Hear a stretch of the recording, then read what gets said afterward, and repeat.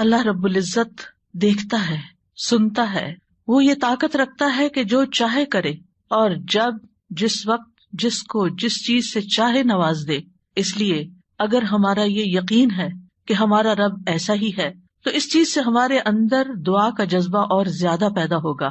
جتنا جتنا انسان کو اللہ سبحانہ تعالیٰ کی معرفت حاصل ہوتی چلی جاتی ہے تو فطری طور پر، قدرتی طور پر اس کے اندر یہ جذبہ پیدا ہوتا جاتا ہے کہ وہ اپنی ہر ضرورت کے لیے، چھوٹی ضرورت کے لیے بھی اور بڑی ضرورت کے لیے بھی اپنے اسی رب کو پکارے اور اس سے دنیا اور آخرت کی سعادتیں اور بھلائیاں مانگ لے. وہ اسی کو اپنا کارساز بنا لے، اسی کو اپنا مددگار سمجھے. اس لیے دعا کرتے رہنا چاہیے. دعا کا نہ کوئی خاص وقت مقرر ہے کہ اس وقت کا آپ انتظار کریں تو دعا کر سکتے ہیں. نہیں، آپ ہر وقت دعا کر سکتے ہیں. اور نہ ہی اس کے لیے کوئی خاص قسم کا عمل کرنے کی ضرورت ہے کہ وہ عمل کریں گے تو ہی دعا کر سکتے ہیں. نہیں، اور نہ ہی اس کے لیے کسی زبان کی پابندی ہے کہ صرف آپ عربی میں ہی دعا کر سکتے ہیں. آپ اردو میں، اپنی مدر ٹنگ میں، کسی بھی زبان میں آپ دعا کر سکتے ہیں.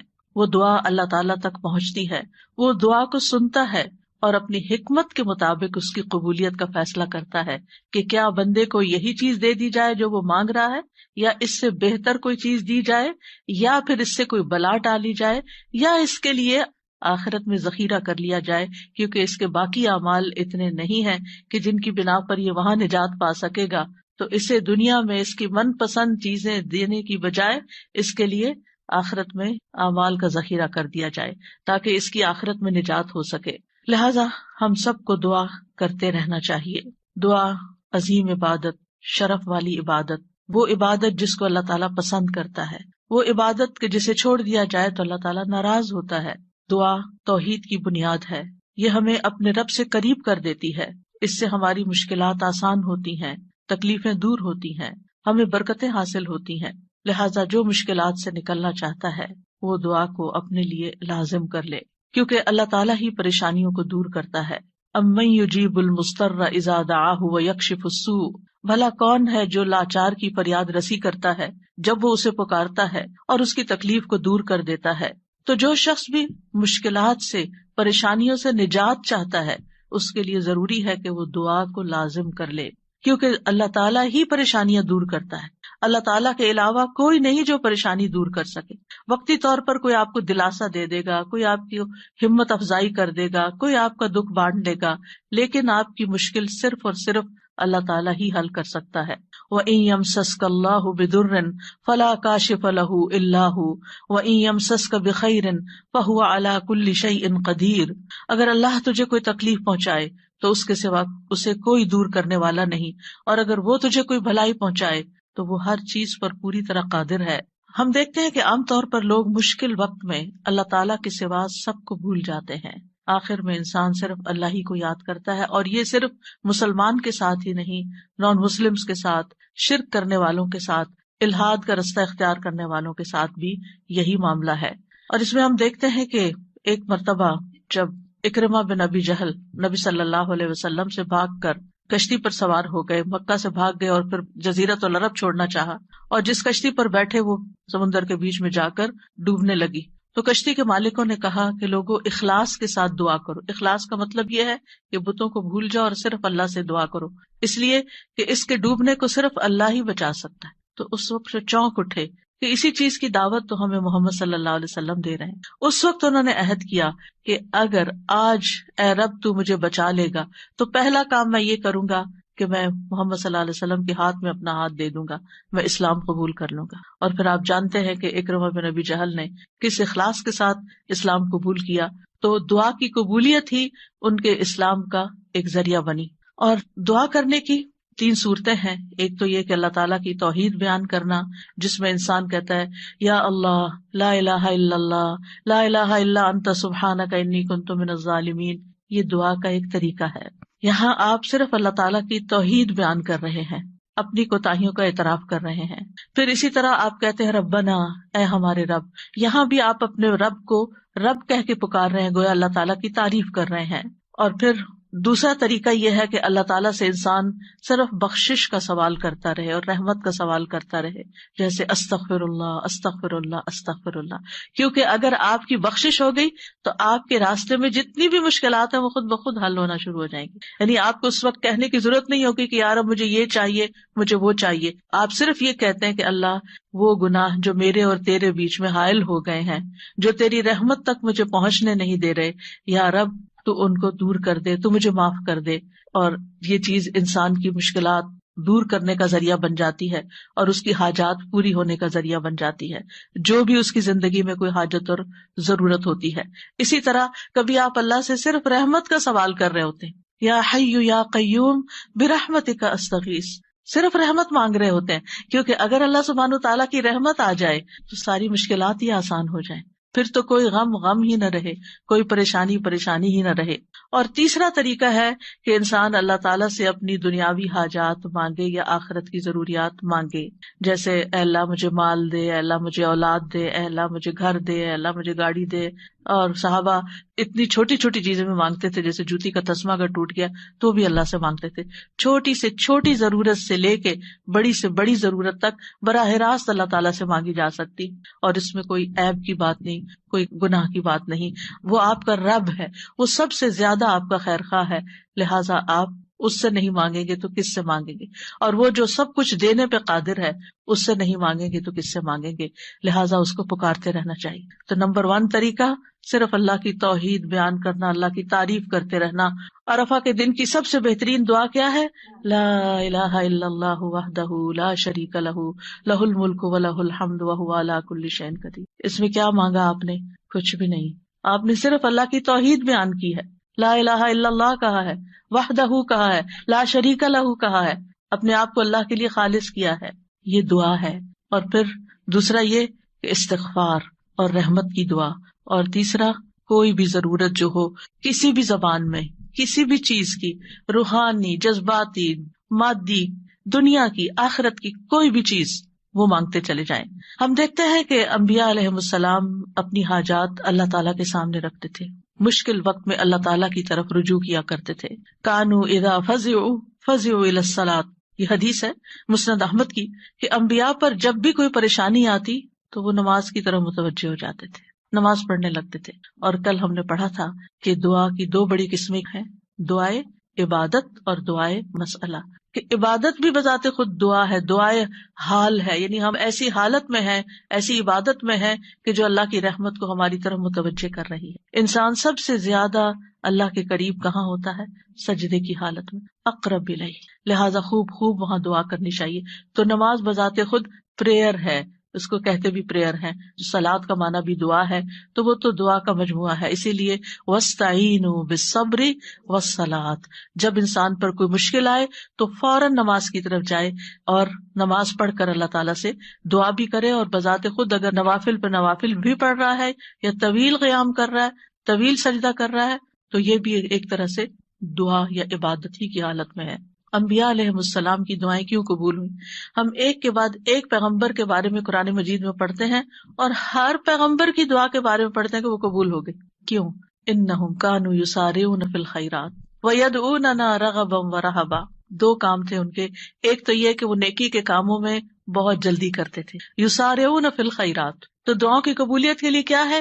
نیکیوں میں جلدی کریں، نیکیوں میں دوڑ لگائیں، نیکیوں میں آگے بڑھیں. وَيَدْعُونَنَا رَغَبًا وَرَهَبًا، اور وہ ہمیں پکارتے تھے رغبت کے ساتھ بھی اور رہبت کے ساتھ بھی، امید کے ساتھ بھی اور خوف کے ساتھ بھی. تو انسان کو اپنے رب کو امید اور خوف دونوں طریقوں سے پکارنا چاہیے. تو ہم دیکھتے ہیں کہ آدم علیہ السلام پر جب پریشانی آئی، شیطان کے کہنے میں وہ آ گئے اور پھر انہوں نے دعا کی، ربنا ظلمنا انفسنا وان لم تغفر لنا وترحمنا لنکونن من الخاسرین، کہ اے ہمارے رب، ہم نے اپنی جانوں پر ظلم کیا، اگر تو نے ہمیں نہ بخشا، ہم پر رحم نہ کیا، تو ضرور ہم خسارہ پانے والوں میں سے ہو جائیں گے. تو کیا ہوا؟ اللہ تعالیٰ نے دعا قبول کی. فتلقى آدم من ربه کلمات فتاب علیہ انہ هو التواب الرحیم. اللہ سبحانہ تعالیٰ نے آدم علیہ السلام کی توبہ قبول کر لی. نوح علیہ السلام کی قوم نے ان کے ساتھ بہت برا سلوک کیا. كذبت قبلهم قوم نوح فكذبوا عبدنا وقالوا مجنون وازدجر فدعا ربه انی مغلوب فانتصر۔ ان سے پہلے قوم نوح نے بھی جھٹلایا تھا، بس انہوں نے ہمارے بندے کو جھٹلا دیا اور کہنے لگے یہ مجنون ہے، اور وہ بری طرح جھڑک دیا گیا۔ یعنی قوم کے اوباش قسم کے لوگ ان کے ساتھ ڈانٹ ڈپٹ بھی کرتے تھے، اور بعض روایات میں آتا ہے کہ انہوں نے ان کو اتنا مارا کہ بے ہوش کر دیا، تو انہوں نے اپنے رب کو پکارا، انی مغلوب، رب میں مغلوب ہو گیا ہوں، میرا ان پہ کوئی بس نہیں چلتا، میں ان کے ساتھ ہر طریقہ آزما چکا ہوں، یہ نہیں مانتے، بس تو میری مدد کر۔ کیا ہوا؟ اللہ تعالیٰ فرماتے وَنُوحًا إِذْ نَادَى مِن قَبْلُ فَاسْتَجَبْنَا لَهُ فَنَجَّيْنَاهُ وَأَهْلَهُ مِنَ الْكَرْبِ الْعَظِيمِ۔ اور نوح کو بھی جب اس نے اس سے پہلے پکارا تو ہم نے اس کی دعا قبول کر لی، پھر اسے اور اس کے گھر والوں کو بہت بڑی گھبراہٹ سے بچا لیا۔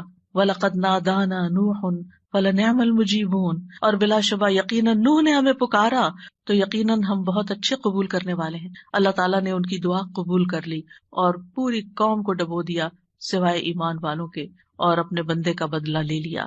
یونس علیہ السلام کی مثال ہمارے سامنے ہے کہ جب اپنی قوم سے ناراض ہو کر، غضبناک ہو کر چلے گئے تھے، چلتے چلتے سمندر تک، سمندر سے کشتی میں، کشتی سے مچھلی کے پیٹ میں، اور مچھلی چلی گئی سمندر کی تہہ میں، اندھیروں پر اندھیرے۔ فنادا فی الظلمات الا الہ الا انت سبحانک انی کنت من الظالمین۔ تو اس نے اندھیروں میں پکارا، تیرے سوا کوئی معبود نہیں، تو پاک ہے، یقیناً میں ظلم کرنے والوں میں سے ہوں۔ تو ہم نے اس کی دعا قبول کر لی اور اسے غم سے نجات دے دی، اور اسی طرح ہم ایمان والوں کو نجات دیتے ہیں، اوروں کو بھی دیں گے۔ ان ساری مثالوں میں ہمارے لیے سبق ہے، ہمارے حالات کتنے بھی تنگ ہوں، ہم کتنی بھی پریشانی میں ہوں، لیکن پیغمبروں سے زیادہ پریشانی ہم پر نہیں آئی۔ بعض جگہوں پر آتا ہے کہ آدم علیہ السلام 300 سال تک یہ دعا کرتے رہے، روتے رہے کہ مجھ سے غلطی ہوئی ہے، بالآخر رب نے ان کو کلمات سکھائے اور پھر دعا انہوں نے مانگی اور ان کی نجات ہوئی۔ بعض اوقات آزمائشیں لمبی ہو جاتی ہیں، لیکن ہمیشہ یقین رکھیے کہ رب سنتا ہے، وہ ضرور سنے گا، وہ کبھی بھی مجھے محروم نہیں کرے گا۔ لم اکم بدعائک رب شقیہ، تجھ سے مانگ کر اے رب میں کبھی بھی نامراد نہیں ہوا، تو ضرور سننے والا ہے۔ پھر ایوب علیہ السلام 18 سال تک ایک بیماری میں مبتلا رہے ہیں۔ وَأَيُّوبَ إِذْ نَادَى رَبَّهُ أَنِّي مَسَّنِيَ الضُّرُّ وَأَنْتَ أَرْحَمُ الرَّاحِمِينَ فَاسْتَجَبْنَا لَهُ فَكَشَفْنَا مَا بِهِ مِنْ ضُرٍّ وَآتَيْنَاهُ أَهْلَهُ وَمِثْلَهُمْ مَعَهُمْ رَحْمَةً مِّنْ عِنْدِنَا وَذِكْرَىٰ لِلْعَابِدِينَ۔ اور ایوب جب اس نے اپنے رب کو پکارا کہ بے شک مجھے تکلیف پہنچی ہے اور تو رحم کرنے والوں میں سب سے زیادہ رحم کرنے والا ہے، تو ہم نے اس کی دعا قبول کر لی، بس اسے جو تکلیف تھی دور کر دی، اور اس کے گھر والے اور ان کے ساتھ اتنے ہی اور عطا کر دیے اپنے پاس سے رحمت کے طور پر۔ ان لوگوں کے لیے یاد دہانی ہے یہ جو عبادت کرنے والے ہیں۔ یعنی بعض اوقات انسان سوچتا ہے میں عبادت بھی کرتا ہوں، میں اللہ تعالیٰ کی حرام کردہ چیزوں سے بھی بچتا ہوں، لیکن میں دعا کرتا رہتا ہوں مگر میری دعا نہیں سنی جاتی، معلوم نہیں کیوں۔ اب دیکھیے کس طرح یعقوب علیہ السلام سال ہا سال تک، بعض روایات میں 40 سال اور بعض میں اس سے بھی زیادہ وقت کے لیے وہ بیٹے سے جدا ہوئے تھے، اور مسلسل دعا کرتے رہے، مایوس نہیں ہوئے۔ اللہ تعالیٰ نے بالآخر ان کی دعا سن لی، چھوڑنا نہیں، پیچھے نہیں ہٹنا۔ ایوب علیہ السلام نے کہا تھا انی مسنی الضر وانت ارحم الراحمین، اللہ مجھے تکلیف پہنچی ہے اور تو سب سے بڑا رحم کرنے والا ہے، تو سب مہربانوں میں سے بڑھ کر مہربان ہے، تو مہربانی نہیں کرے گا تو اور کون کرے گا۔ تو یہاں انہوں نے اللہ تعالیٰ کی رحمت کی فریاد کی۔ پھر ابراہیم علیہ السلام مشکل ترین حالات میں اللہ تعالیٰ پر توکل کرتے ہیں۔ ابن عباس کہتے ہیں کہ یہ کلمہ حسبنا اللہ ونعم الوکیل ابراہیم علیہ السلام نے اس وقت کہا تھا جب انہیں آگ میں ڈالا گیا تھا، اور ان کے اس کلمے کی وجہ سے ان پر آگ ٹھنڈی ہو گئی، کیونکہ انہوں نے کہا تھا حسبنا اللہ ونعم الوکیل، حسبنا اللہ، اللہ ہمیں کافی ہے۔ یہ بھی پکارنے کا ایک انداز ہے، اللہ کی رحمت کو طلب کرنے کا ایک انداز ہے۔ اور ان کے اس کہنے پر اللہ سبحانہ وتعالیٰ نے کیا فرمایا، قلنا یا نار کونی بردم وسلاما علی ابراہیم، اے آگ تو ابراہیم پر سراسر ٹھنڈک اور سلامتی والی بن جا۔ ابراہیم علیہ السلام نے نیک اولاد کی دعا کی، رب ہب لی من الصالحین فبشرناہ بغلام حلیم، اے میرے رب مجھے لڑکا عطا کر جو نیکوں میں سے ہو، تو ہم نے اسے ایک بردبار لڑکے کی خوشخبری دی، بغلام حلیم۔ ایسا نہیں ہوا کہ ابراہیم علیہ السلام نے ادھر دعا کی اور ادھر ان کو اسحاق اور اسماعیل علیہ السلام مل گئے، انتہائی بڑھاپے کی حالت میں جا کر بہت سالوں کے بعد دعا قبول ہوئی، لیکن قبول ہوئی۔ ہمارے لیے اس میں سبق یہ ہے کہ مانگتے رہیں چاہے سال ہا سال گزر جائیں، اور پھر وہ کہتے ہیں الحمدللہ الذی وہب لی علی الکبر اسماعیل و اسحاق ان ربی لسمیع الدعاء. سب تعریف اس اللہ کی ہے جس نے مجھے بڑھاپے کے باوجود اسماعیل اور اسحاق عطا کیے، بے شک میرا رب تو بہت دعا سننے والا ہے. اللہ سبحانہ وتعالیٰ نے انہیں ہدایت یافتہ اولاد عطا کی تھی. یہ ان کے صبر کا نتیجہ تھا. ان کی زندگی تو مشکل میں گزری، لیکن اس کا بدلہ اللہ نے ان کو کیا دیا کہ ایسی اولاد دی جو ہمیشہ کے لیے ان کے لیے ناموری کا سبب بنی. وَوَهَبْنَا لَهُ إِسْحَاقَ وَيَعْقُوبَ، صرف بیٹا نہیں، بیٹے کے بعد پوتے کی بھی خوشخبری دی. کُلًّا هَدَيْنَا، ہر ایک کو ہم نے ہدایت دی.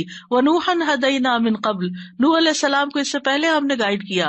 وَمِن ذُرِّيَّتِهِ دَاوُودَ وَسُلَيْمَانَ وَأَيُّوبَ وَيُوسُفَ وَمُوسَىٰ وَهَارُونَ وَكَذَلِكَ نَجْزِي الْمُحْسِنِينَ، اور اس کی اولاد میں سے داؤد اور سلیمان اور ایوب اور یوسف اور موسیٰ اور ہارون، اور اسی طرح ہم نیکی کرنے والوں کو جزا دیتے ہیں. یعقوب علیہ السلام کا حال آپ کے سامنے ہے. انہوں نے اپنے غم اور دکھ کی فریاد لوگوں کے سامنے نہیں کی، لوگوں کو جا کر اپنے دل کا حال نہیں بتایا. کیا کہا؟ انما اشکو بثی وحزنی الی اللہ واعلم من اللہ ما لا تعلمون. یعقوب علیہ السلام نے کہا بے شک میں اپنی بے قراری اور غم کی شکایت صرف اللہ سے کرتا ہوں. اللہ ہی میرے دل کا حال جانتا ہے کہ یہاں کیسی کیسی بے قراری ہے بچے کی جدائی میں، اور میں اللہ کی طرف سے وہ باتیں جانتا ہوں جو تم نہیں جانتے. بہت کچھ جاننے کے باوجود انہیں یہ نہیں پتا تھا کہ بیٹا مصر میں ہے. اللہ نے نہیں بتایا. وہ کہہ سکتے تھے نا اللہ تعالیٰ مجھے بتا دیں وہ کہاں ہے، آپ تو جانتے ہیں آپ مجھے بھی بتا دیں. لیکن اللہ سبحانہ تعالیٰ نے اس کا بھی ایک وقت رکھا تھا. اگر پیغمبروں کے لیے قبولیت کا ایک وقت ہے تو ہمارے لیے بھی دعاؤں کی قبولیت کا ایک وقت ہوتا ہے. قبولیت کا مطلب یہ نہیں ہوتا کہ بس منہ سے نکلتے ہی بات آپ کی فرمائش پوری ہو جائے. اور پھر آپ دیکھیے کہ کس طرح اللہ تعالیٰ نے ان کی دعا قبول کر لی. اور پھر ہم دیکھتے ہیں کہ یوسف علیہ السلام کی مثال، انہوں نے تو اپنے لیے ایک انوکھی ہی دعا مانگی. قال رب السجن احب الی، قید خانے میں جانے کی دعا کی تاکہ ان عورتوں کا قید اور مکر جو ہے وہ ان سے دور ہو جائے. فاستجاب لہ ربہ فصرف عنہ کیدہن، رب نے اس کی دعا قبول کر لی اور ان عورتوں کا مکر فریب حضرت یوسف سے ہٹا دیا. انہ هو السمیع العلیم، بے شک وہ خوب سننے والا خوب جاننے والا ہے. پھر موسیٰ علیہ السلام کی دعا، کس طرح وہ مدین پہنچتے ہیں تھکے ہارے، کئی دن کے پیدل سفر کے بعد جا کر ابھی بیٹھتے ہیں تو فوراً دیکھتے ہیں کہ کچھ لڑکیاں اپنا ریوڑ لے کے کھڑی ہیں، پانی نہیں پلا پا رہی، خود تھکے ہوئے ہیں، خود بھوکے بھی ہیں، پیاسے بھی ہیں، زخمی بھی ہیں، کچھ فیوچر کا نہیں پتا. لیکن کیا کرتے ہیں؟ سب سے پہلے اپنے رب کو پکارتے ہیں، ربی انی لما انزلت الی من خیر فقیر. اور صرف دعا مانگ کے وہیں درخت کے نیچے بیٹھ نہیں جاتے، بلکہ اٹھ کے ان بچیوں کے پاس جاتے ہیں کہ تمہارا کیا معاملہ ہے، اور ان کے سارے ریوڑ کو پانی پلاتے ہیں. اور آپ سوچئے کہ ایک شخص جو خود اتنا تھکا، وہ اپنے آپ کو وہاں رکھ کے دیکھیے. اگر ہم اتنا لمبا سفر کر کے آئیں اور ہم سے کوئی پانی مانگ بیٹھے، خود تو آفر کرنا دور کی بات، کوئی اور مانگ بیٹھے تو شاید ہم جھڑک ہی دیں کہ میں نے بھی تو اتنا ہی سفر کیا نہیں جتنا تم نے کیا. یہیں سے تو ہماری لڑائیاں فساد شروع ہوتے ہیں گھروں میں. لیکن نیکی کرنے والے انہم کانوا یسارعون فی الخیرات، نیکی کے کاموں میں بہت جلدی کرتے تھے، سستی نہیں کرتے تھے. ضرورت مند کو دیکھا، پہچان لیا، اٹھے، نیکی کی، اور ابھی واپس آ کے بیٹھے ہی تھے کہ اللہ سبحانہ تعالیٰ کی طرف سے ہر چیز کی بشارت آ گئی، اور وہ بچی واپس آئی اور پھر گھر لے کر گئی. کھانے پینے کا بھی انتظام ہو گیا، شادی کا بھی انتظام ہو گیا، ٹھکانے کا بھی انتظام ہو گیا، اور اچھی صالح نیک کمپنی کا بھی. جب آپ کسی اجنبی ملک میں جاتے ہیں تو آپ کو نہیں پتا ہوتا کہ آپ کو کیسے دوست ملیں گے، آپ کے نیبرز کون سے ہوں گے، آپ کا تعلق کن لوگوں سے ہوگا. لیکن یہ اللہ کی کتنی بڑی رحمت تھی کہ اللہ تعالیٰ نے انہیں ایک نیک صالح انسان کے ساتھ جوڑ دیا کہ اس کی بیٹی کی شادی حضرت موسیٰ علیہ السلام سے ہو گئی اور ان کے درمیان ایک رشتہ قائم ہو گیا. یہ بھی سراسر اللہ کی رحمت تھی. اللہ تعالیٰ نے ان کی دعا قبول کی. موسیٰ علیہ السلام نے ہر مشکل مرحلے میں اللہ تعالیٰ کو ہی پکارا. فرعون کے دربار میں جانے لگتے ہیں تو کیا پڑھتے ہیں؟ رب اشرح لی صدری ویسر لی امری واحلل عقدۃ من لسانی یفقہوا قولی واجعل لی وزیرا من اہلی ہارون اخی. رب اشرح لی کے علاوہ کہ جو کام کرنے جا رہا ہوں یا اللہ اس کے لیے میرا دل کھول دے، میرا کام آسان کر دے، میری زبان کی گرہ کھول دے، یعنی میرے بولنے میں سلاست ہو جائے، اور اس طرح کی کمیونیکیشن ہو کہ لوگ میری بات سمجھ جائیں، ان کو میری بات سمجھ آ جائے تاکہ وہ مقصد پورا ہو جائے، اور میرے گھر والوں میں سے ایک میرا مددگار بنا دے. اللہ تعالیٰ نے ہارون علیہ السلام کو نبی بنا کر ان کا مددگار بنا دیا. زکریا علیہ السلام کی مثال، مایوس نہیں ہیں، سال ہر سال تک اولاد کی دعا کرتے، انتہائی بڑھاپے میں بھی. وَزَكَرِيَّا إِذْ نَادَىٰ رَبَّهُ رَبِّ لَا تَذَرْنِي فَرْدًا وَأَنْتَ خَيْرُ الْوَارِثِينَ. اور زکریا کو جب اس نے اپنے رب کو پکارا، اے میرے رب مجھے اکیلا نہ چھوڑ اور تو سب وارثوں سے بہتر ہے، تو ہم نے اس کی دعا قبول کر لی. فَاسْتَجَبْنَا لَهُ وَوَهَبْنَا لَهُ يَحْيَىٰ، اور ہم نے اس کو یحییٰ عطا کیا. وَأَصْلَحْنَا لَهُ زَوْجَهُ، اور اس کی بیوی کو اس کے لیے درست کر دیا. یعنی بعض اوقات ہم سوچتے ہیں کہ انفرٹیلٹی کا پرابلم ہے، بچہ ہو ہی نہیں سکتا. اللہ تعالیٰ سب کچھ کر سکتا ہے، اللہ تعالیٰ وہ بھی ٹھیک کر سکتا ہے، کیونکہ ان اللہ علی کل شیء قدیر، اللہ تعالیٰ ہر چیز پر قدرت رکھتا ہے. اس لیے مایوسی کس بات کی؟ اللہ کے بندے کبھی بھی مایوس نہیں ہوتے. ہاں، مانگنے سے کبھی نہیں تھکتے، مانگتے رہتے ہیں کہ اللہ تعالیٰ سبب کے ساتھ بھی دیتا ہے اور بغیر سبب کے بھی دیتا ہے، اس کے لیے کیا مشکل ہے. پھر نبی صلی اللہ علیہ وسلم کس طرح دعا کرتے ہیں، استستغیثون ربکم فاستجاب لکم انی ممدکم بألف من الملائکۃ مردفین. جب تم اپنے رب سے مدد مانگ رہے تھے تو اس نے تمہاری دعا قبول کر لی کہ بے شک میں 1000 فرشتوں کے ساتھ تمہاری مدد کرنے والا ہوں جو ایک دوسرے کے پیچھے آنے والے ہیں. کس طرح نبی صلی اللہ علیہ وسلم بدر کے میدان میں فریادیں کر رہے تھے، اپنے رب کو پکار رہے تھے. دیر اینڈ دن خوشخبری آ گئی کہ فرشتوں سے مدد کی جائے گی. انبیاء علیہ السلام کے علاوہ ہم دیکھتے ہیں کہ دیگر افراد بھی جنہوں نے اللہ تعالیٰ سے دعا کی، اللہ سبحانہ تعالیٰ نے ان کی دعا سن لی. سورۃ المؤمن میں جو مرد مومن ہے، جو فرعون کے دربار میں سے ہی ایک شخص اٹھتا ہے اور پھر وہ لوگوں کو نصیحت کرتا ہے اور کیا کہتا ہے، فَسَتَذْكُرُونَ مَا أَقُولُ لَكُمْ وَأُفَوِّضُ أَمْرِي إِلَى اللَّهِ إِنَّ اللَّهَ بَصِيرٌ بِالْعِبَادِ. فرعون کے دربار میں ایک شخص کا اٹھ کر لوگوں کو سمجھانا، فرعون کو سمجھانا، خوب نصیحتیں کرنا، کھلم کھلا موسیٰ علیہ السلام پر ایمان لانا، یہ بہت بڑی بغاوت تھی اور بہت بڑا نقصان ہو سکتا تھا. لیکن اس مرد مومن نے کیا کہا، افوض امری الی اللہ، میں اپنا معاملہ اللہ کے سپرد کرتا ہوں. کیا ہوا پھر، فوقاہ اللہ سیئات ما مکروا وحاق بآل فرعون سوء العذاب.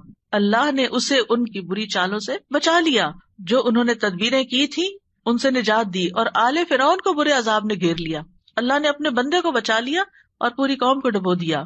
پھر اسی طرح کچھ واقعات احادیث میں آتے ہیں، جیسے غار والوں کا قصہ ہے، کس طرح اللہ سبحانہ تعالیٰ نے ان کی دعائیں سنی اور صرف دعاؤں کے نتیجے میں غار کے دروازے سے پتھر ہٹ گیا اور وہ باہر نکل آئے.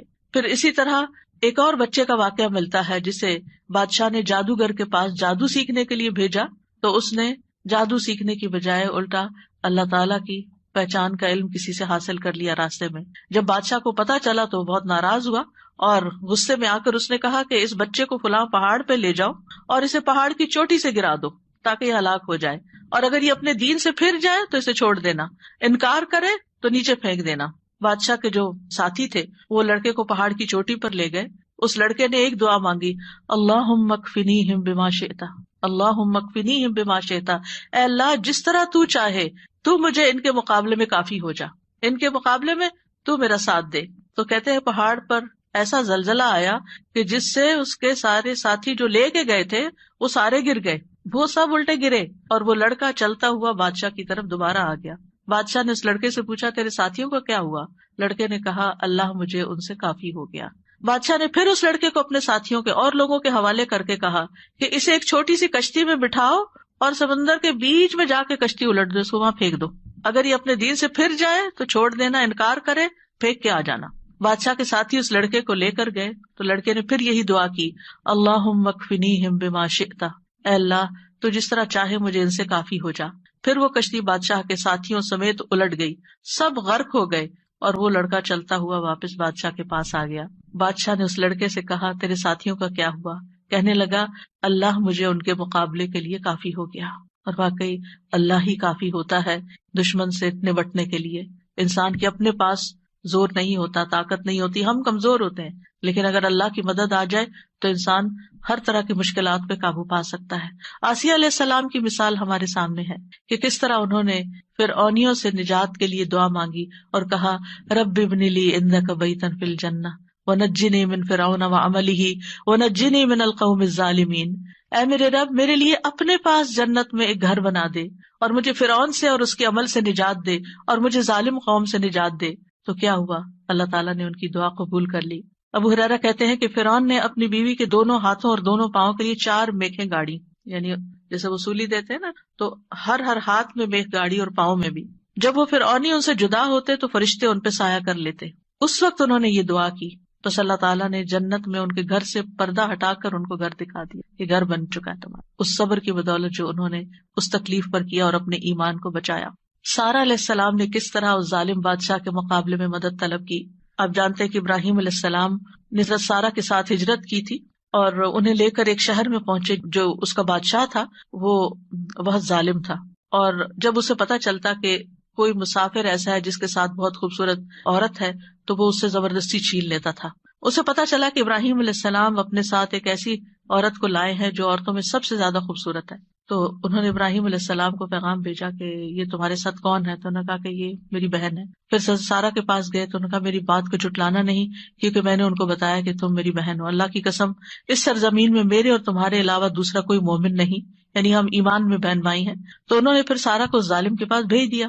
بادشاہ سارہ کی طرف بڑھنے لگا تو یعنی حضرت سارہ نے اٹھ کر وضو کیا، نماز پڑھنے لگی اور یہ دعا کی، اللہم ان کنت آمنت بک وبرسولک واحسنت فرجی الا علی زوجی فلا تسلط علی الکافر.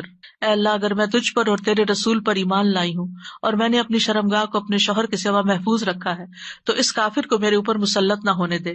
اس پر بادشاہ کا سانس گلے میں پھنس گیا اور گر کر ایڑیاں رگڑنے لگا اور حضرت سارہ کو نجات مل گئی. نہ صرف ایک نجات ملی بلکہ ان کے ساتھ توفتاً حضرت ہاجر کو بھی ساتھ دیا گیا.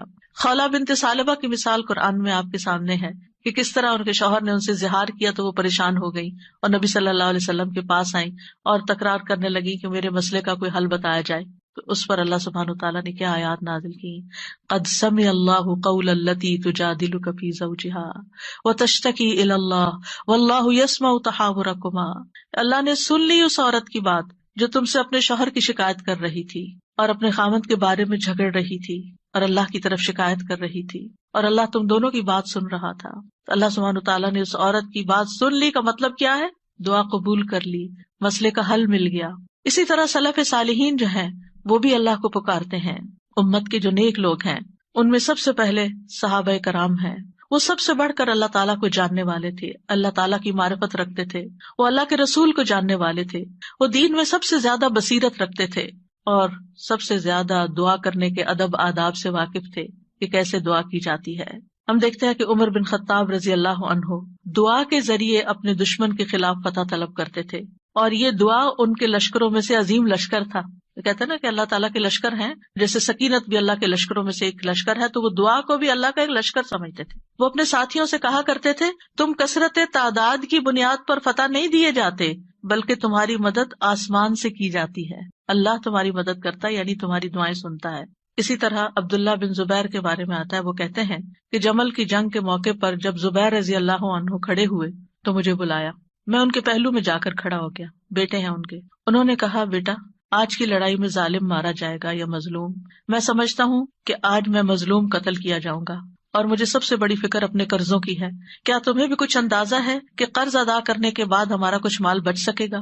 پھر انہوں نے کہا بیٹے ہمارا مال فروخت کر کے اس سے قرض ادا کر دینا. کہنے لگے بیٹا اگر قرض ادا کرنے سے عاجز ہو جاؤ تو میرے مولا سے اس میں مدد چاہنا، کام نہ ہو تو اللہ سے مدد چاہنا. عبداللہ نے بیان کیا کہ اللہ کی قسم، ان کے بیٹے کہتے ہیں اللہ کی قسم میں ان کی بات اس وقت نہ سمجھ سکا. میں نے پوچھا اے میرے بابا من مولا کا، آپ کا مولا کون ہے؟ قال اللہ. کہنے لگے اللہ.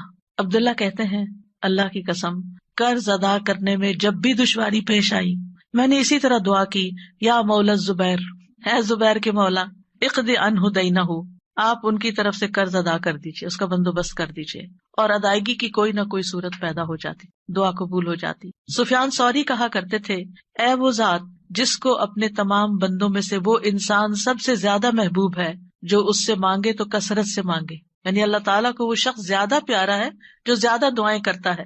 اے وہ ذات جس کو اپنے تمام بندوں میں سے وہ انسان سب سے زیادہ ناپسند ہے جو اس سے نہیں مانگتا، کیونکہ جو انسان دعا نہیں کرتا اللہ تعالیٰ اس سے ناراض ہوتا ہے. اور تیرے سوا کوئی بھی ایسا نہیں ہے اے میرے رب. کیا مطلب؟ کوئی بھی اور ایسا نہیں. اگر کسی سے بھی انسان ایک سے زیادہ دفعہ کچھ مانگ لے تو وہ ناراض ہو جاتا ہے، اور نہ مانگے تو خوش رہتے ہیں. ایون ماں باپ بھی آپ دیکھیں، اگر بچے ایک دفعہ کچھ مانگے تو کہ اچھا بیٹا لے لو، پھر دوسری دفعہ پھر مانگے تو ایک دن آتا ہے کہ ماں باپ بھی کہتے کہ تم کب تک مانگتے رہو گے، اپنا بندوبست خود کرو. لیکن اللہ سبحانہ وتعالیٰ کبھی ایسا نہیں کہتے کہ کب تک تم مجھ سے دعائیں کرتے رہو گے. وہ پسند کرتے ہیں کہ بندہ دعا کرتا رہے. اور بعض لوگوں کو تو دعا میں ایسا لطف آتا ہے، اللہ تعالیٰ سے مناجات کرنے میں، اللہ تعالیٰ کو پکارنے میں، اللہ تعالیٰ کے آگے ہاتھ پھیلانے میں، اللہ تعالیٰ کی طرف رجوع کرنے میں ایسی لذت آتی ہے کہ ان کی یہ لذت اس چیز کی لذت سے بھی بڑھ جاتی ہے جو وہ مانگ رہے ہوتے ہیں. تو اس لیے کبھی بھی انسان مانگنے سے دور نہ رہے، مانگتا رہے. صرف بڑی حاجتیں نہیں، بڑے مسائل نہیں، چھوٹی چھوٹی چیزیں بھی. لیث بن سعد کہتے ہیں کہ ابو حازم کہا کرتے تھے مجھے نمک بھی چاہیے تو میں اپنی دعاؤں میں اللہ سے مانگتا ہوں کہ مجھے نمک چاہیے. نمک سب سے چھوٹی چیز ہوتی ہے نا. اور پھر اسی طرح بعض سلف صالحین اپنی نمازوں میں اللہ تعالیٰ سے اپنی تمام ضروریات مانگتے تھے، یعنی چھوٹی بڑی سب، یہاں تک کہ آٹے میں ڈالا جانے والا نمک، بکری کا چارہ، گھاس بھی اللہ سے مانگتے تھے. چھوٹی چھوٹی چیزیں بھی ایک تعلق کو ظاہر کرتا ہے نا یہ، اور اس بات کے یقین کو ظاہر کرتا ہے کہ وہی دیتا ہے. یہ چھوٹی چیزیں بھی وہی دیتا ہے، اگرچہ اسباب ہیں دنیا میں لیکن اصل میں پیچھے اسی کا ہاتھ ہے. حضرت عائشہ کہا کرتی تھی سب کچھ اللہ سے مانگو، یہاں تک کہ جوتے کا تسمہ بھی اللہ سے مانگو، کیونکہ اگر اللہ میسر نہ کرے تو وہ کبھی میسر نہ ہو. اللہ نہ دے تو کبھی نہیں ملتا، چاہے چھوٹی سی چیز ہی کیوں نہ ہو. یاد رکھیے دعا کی قبولیت کے کچھ درجات ہیں، یعنی ہم سب مانگتے ہیں، پیغمبروں نے مانگا، ابھی تک ہم نے دیکھا کہ سب مانگ رہے ہیں اور دعائیں قبول بھی ہو رہی ہیں. تو اس کے کچھ درجات ہیں، لیولز ہیں. رسول اللہ صلی اللہ علیہ وسلم نے فرمایا اگر کوئی شخص اللہ سے دعا کرتا ہے تو اس کی دعا ضرور قبول ہوتی ہے، اس کی دعا ضرور قبول ہو جاتی ہے، خواہ دنیا میں اسے وہ چیز دے دی جائے، یعنی جو مانگ رہا ہے وہ یہیں مل جائے، یا اس کے لیے آخرت میں ذخیرہ بنا دیا جائے، یا پھر اس دعا کے بقدر اس کے گناہوں کا کفارہ ادا ہو جاتا ہے، بشرطے کہ اس کی دعا کسی گناہ یا قطع رحمی کے لیے نہ ہو اور وہ جلدی نہ کرے. تو 3 چیزیں ہو گئی، یا وہی چیز مل گئی جو مانگی، یا پھر آخرت کے لیے جمع ہو گئی کہ وہاں بدلہ ملے گا، یا پھر دنیا میں کیے جانے والے گناہوں کا کفارہ ہو گیا. بعض اوقات انسان اللہ کی نافرمانی کے کچھ کام کر رہا ہوتا ہے، مثلا نماز کے لیے صبح وقت پہ نہ اٹھنا. کچھ لوگ روٹین میں ریگولرلی دیر سے فجر پڑھتے ہیں، رات کو دیر سے سوتے ہیں، صبح دیر سے اٹھتے ہیں. اگر ان کو سمجھایا جائے تو وہ کہتے ہیں ہم پڑھ تو لیتے ہیں نا، جب اٹھتے ہیں پڑھ لیتے ہیں. بھائی کبھی کبھار تو ایسا ہو جائے، لیکن روز کا یہ اگر کام ہو جائے تو یہ کوئی معمولی چیز ہے؟ یہ اللہ کی نافرمانی ہے.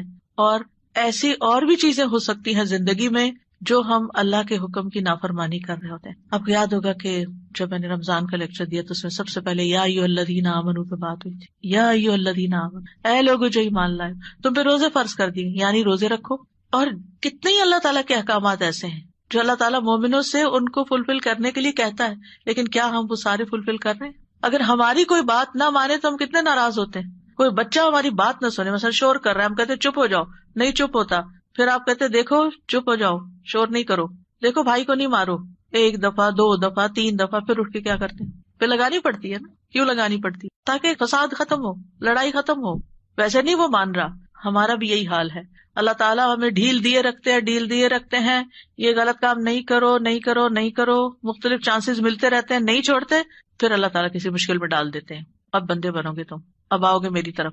پھر بندہ اللہ کی طرف رجوع کرتا ہے، پھر توبہ کرتا ہے، پھر معافیاں مانگتا ہے، پھر دعائیں کرتا ہے، پھر اللہ سبحانہ وتعالیٰ اس کی دعا سن لیتا ہے اور اس کے پچھلے گناہ معاف ہو چکے ہوتے ہیں. جب تک دعائیں کرتا رہتا ہے، وہ عبادت کی حالت میں ہوتا ہے نا، تو اس عبادت سے ان الحسنات یذہبن السیئات، گناہ جب معاف ہو جاتے ہیں بندہ نکھر کے ٹھیک ہو جاتا ہے، پھر اس کی دنیا کی مشکل آسان ہو جاتی ہے اور آخرت میں بھی اس کی صفائی ہو چکی ہوتی ہے، گناہ کم ہو چکے ہوتے ہیں.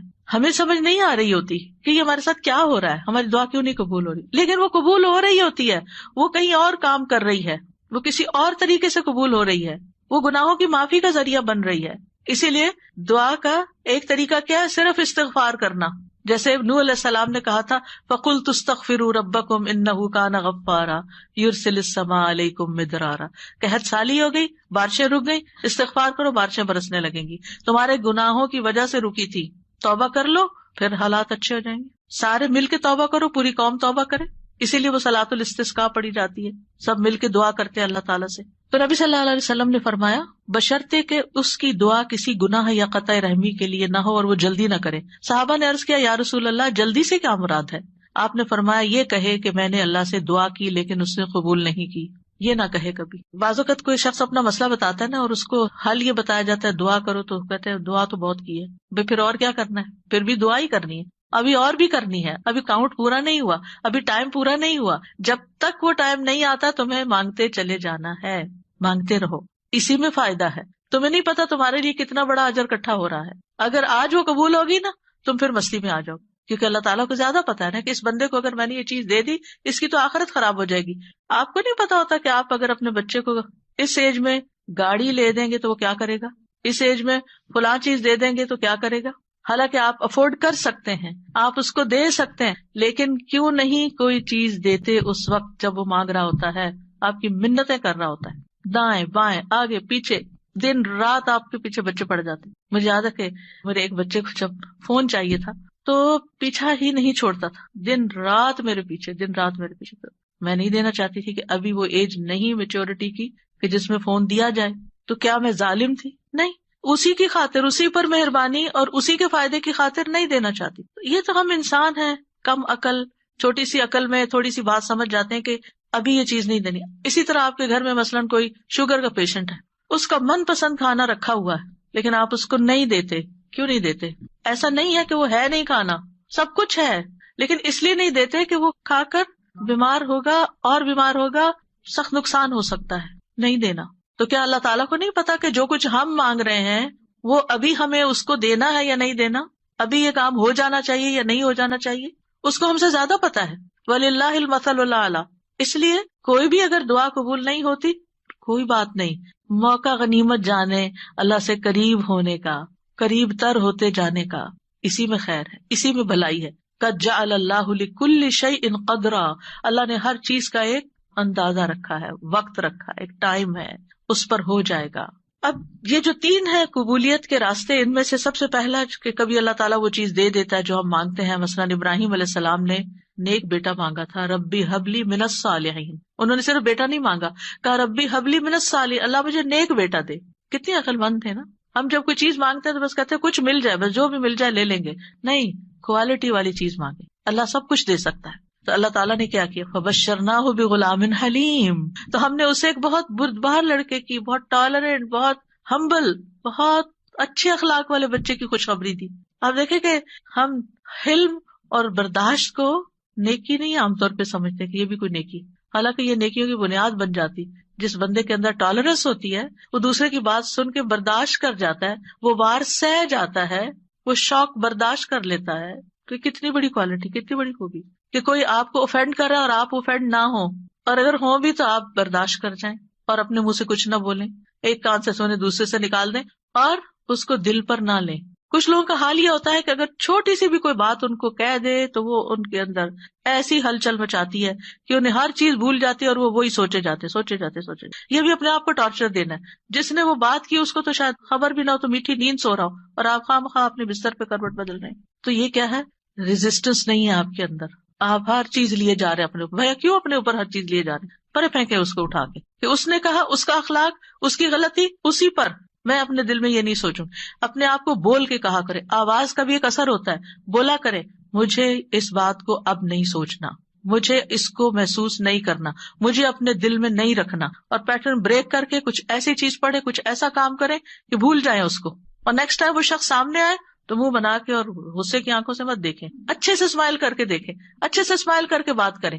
آپ دیکھیں گے کہ وہ جو غصہ آیا بھی تھا نا وہ کہیں چلا جائے گا, لیکن ہم غصے کو پرورش دیتے ہیں, اس کی پرورش کرتے ہیں. کہا تھا نا اس نے, اب میں نے اس کے ساتھ یہ کرنا, اندر ہی کھچڑی پکاتے رہتے ہیں, اور جب وہ شخص سامنے آتا ہے تو کوئی نہ کوئی سخت لفظ بول جاتے ہیں کیونکہ ہم بدلہ لینا چاہ رہے ہوتے. اب کیا ہے, آپ نے تو ایک لفظ بولا, ہو سکتا ہے وہ 10 اور بول دے.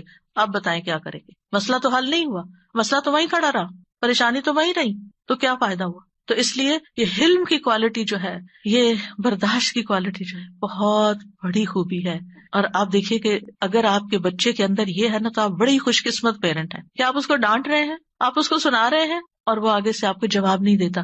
کتنے خوش قسمت ہیں آپ کہ آپ کا بچہ آپ کی ڈانٹ سن لیتا ہے, آپ کا بچہ آپ کا غصہ برداشت کر جاتا ہے اور پھر بھی آپ کے ساتھ اچھا سلوک کرتا ہے. یہ کوئی چھوٹی نعمت ہے, یہ ہے نیک ہونا, یہ نیکی کی علامت ہے. انہوں نے کہا اللہ نیک بچہ چاہیے, اللہ نے کہا اچھا یہ حلیم بچہ لے لو, حلم والا ہے. اسی لیے تو جب انہوں نے کہا آؤ میں تمہیں ذبح کرتا ہوں, تو وہ حاضر ہو گئے. ٹھیک ہے, ذبح بھی کر لیں. آج آپ دیکھیں کہ بعض اوقات ہمارے بچے دنیاوی لحاظ سے بڑے کامیاب ہوتے, لیکن ایک چھوٹی سی بات ان کو کہہ دیں تو وہ اتنے زیادہ اوفینڈ ہو جاتے ہیں. تو وہ آنکھوں کی ٹھنڈک تو نہ ہوئے نا, صرف ان کی دنیاوی کامیابی ہے, وہ تو ان کے اپنے لیے ہے دنیاوی کامیابی. ٹھیک ہے, ماں باپ کو بھی نیک نامی سے کچھ حصہ مل جاتا ہے, لیکن ماں باپ کی آنکھوں کی ٹھنڈک اولاد کی نیکی ہوتی ہے. یہ جو ہم کہتے ہیں نا ربنا ہب لنا من ازواجنا وذریاتنا قرۃ اعین, تو ایک ایمان والے کے لیے آنکھوں کی ٹھنڈک اس میں ہوتی ہے کہ بچہ خیر اور بھلائی کے کتنے کام کرتا ہے. بہرحال ان کی دعا قبول ہو گئی. کبھی ایسا بھی ہوتا ہے کہ مانگی ہوئی چیز سے اللہ تعالیٰ زیادہ بہتر چیز آپ کو دے دیتا ہے. آپ کچھ اور مانگ رہے تھے, آپ کو مانگنا نہیں آ رہا تھا, اللہ تعالیٰ کو آپ پر پیار آیا, آپ نے چھوٹا مانگا, اللہ نے اس سے بڑھ کر آپ کو دے دیا. کئی دفعہ ہم کہتے ہیں نا کہ میں نے تو کبھی یہ سوچا بھی نہیں تھا, میں نے اتنا نہیں مانگا تھا. میرے ایک رشتے دار ہیں, اللہ نے ان کو بہت دیا, تو کبھی میری بات ہوتی ہے ان سے تو کہتے ہیں کہ میں نے اتنا نہیں مانگا تھا, میں نے اتنا نہیں مانگا تھا, اور اللہ تعالیٰ دیتا ہی چلا جا رہا ہے. تو ایسا بھی ہوتا ہے کہ بعض اوقات آپ والدین کے بڑے ہی فرما بردار ہوتے ہیں, ان کے دکھ درد کے ساتھی ہوتے ہیں, اور اللہ سبحانہ تعالیٰ آپ کو صلہ رحمی کا ویسے بھی وعدہ ہے کہ جو رشتے جوڑے گا, جو ماں باپ کے ساتھ احسان کا برتاؤ کرے گا, رشتے جوڑے گا, تعلقات اچھے رکھے گا, اللہ تعالیٰ اس کی عمر اور رزق میں برکت عطا فرمائے گا. یہ رزق کے دروازوں میں سے ایک دروازہ ہے کہ تھوڑا بھی ہے تب بھی احسان کا معاملہ کرو, رشتے داروں کے ساتھ اپنے تعلقات ریلیشن شپ اچھے رکھو. تو اللہ سبحانہ تعالیٰ کبھی کبھی ہم کچھ مانگتے ہیں, اللہ تعالیٰ ہمیں اس سے بھی بہتر عطا کرتا ہے. آپ دیکھیے عمران کی بیوی نے کیا کہا تھا, ربی انی نذرت لک ما فی بطنی محررا, اللہ میں نے تیرے لیے اس کی نظر مانی ہے جو میرے پیٹ میں ہے وہ آزاد ہوگا, فتقبل منی, آپ مجھ سے قبول کر لیں, انک انت السمیع العلیم, آپ سننے والے ہیں, سب کچھ جاننے والے ہیں. اور اب کیا ہوا, بیٹی پیدا ہو گئی. انہوں نے سمجھا کہ بیٹی کوئی اچھی چیز نہیں, بیٹا چاہیے تھا, خیال ان کا یہ تھا. واللہ اعلم بما ودعت ولیس الذکر کالانثی, اللہ تعالیٰ نے کیا فرمایا کہ لڑکا لڑکی کی طرح نہیں ہوتا. یہاں جو کام بیٹی کرے گی وہ بیٹا نہیں کر سکتا. اور پھر حضرت مریم سے کیسی خیر دنیا میں جاری ہوئی, اللہ نے ان کو کس طرح چنا, ایمان والی عورتوں کی سردار ہیں وہ. کبھی اللہ تعالیٰ مانگی ہوئی چیز جیسی کوئی تکلیف دور کر دیتا ہے. آپ کچھ مانگ رہے ہوتے ہیں اور ادھر سے تکلیف آ رہی ہوتی ہے, اللہ تعالیٰ اس مانگنے کی وجہ سے اس تکلیف کو پیچھے ہٹا دیتے ہیں. ہم کہتے ہیں ہماری دعا قبول نہیں, کتنی غلط بات کرتے ہیں, استغفر اللہ. ہم کہتے ہیں میری دعا قبول نہیں, بھائی ہو چکی ہے, اللہ نے فرمایا ہے نا اجیب دعوت الداعی اذا دعانی, میں قبول کرتا ہوں. کیسے کہتے ہو نہیں قبول ہوتی؟ ہوئی ہے, تمہیں نہیں پتا کس شکل میں ہوئی ہے. تم چھوٹی چیز مانگ رہے تھے, میں تمہیں بہتر دینے والا ہوں. تم کچھ مانگ رہے تھے, میں تم سے مصیبت دور کر رہا ہوں. اگر وہ مصیبت دور نہ کرو تو یہ تمہاری مانگی ہوئی چیز مل بھی جائے تو تم فائدہ نہیں اٹھا سکتے اس سے. نبی صلی اللہ علیہ وسلم نے فرمایا جو مسلمان کوئی ایسی دعا کرے جس میں گناہ یا قطع رحمی کا کوئی پہلو نہ ہو تو اللہ اسے 3 میں سے کوئی ایک چیز ضرور عطا فرماتے ہیں. یا تو فوراً ہی اس کی دعا قبول کر لی جاتی, یا آخرت کے لیے ذخیرہ کر لی جاتی, یا اس سے اس جیسی کوئی تکلیف دور کر دی جاتی. صحابہ نے عرض کیا اس طرح تو پھر ہم بہت کثرت کریں گے. آپ نے فرمایا اللہ اس سے بھی زیادہ کثرت والا ہے, یعنی آپ بہت مانگو گے تو اللہ تعالیٰ اس سے بھی زیادہ دے سکتا ہے, تمہارے مانگنے سے بھی زیادہ دے سکتا ہے. کبھی گناہوں کا کفارہ بن جاتی ہے, حدیث میں آتا ہے وَإِمَّا أَن يُكَفَّرَ عَنْهُ مِن ذُنُوبِهِ بِقَدْرِ مَا دَعَا, یا پھر اس دعا کی وجہ سے اس کے گناہوں کا کفارہ ادا ہو جاتا ہے, ایکسپیشن ہو جاتی ہے. یعنی بعض اوقات ہماری نماز میں کوئی کمی رہ جاتی ہے, بعض اوقات روزے میں رہ جاتی ہے, زکوٰۃ میں رہ جاتی ہے, کئی چیزیں ہیں جو ہمارے فرائض ہیں ہم ادا کر رہے ہوتے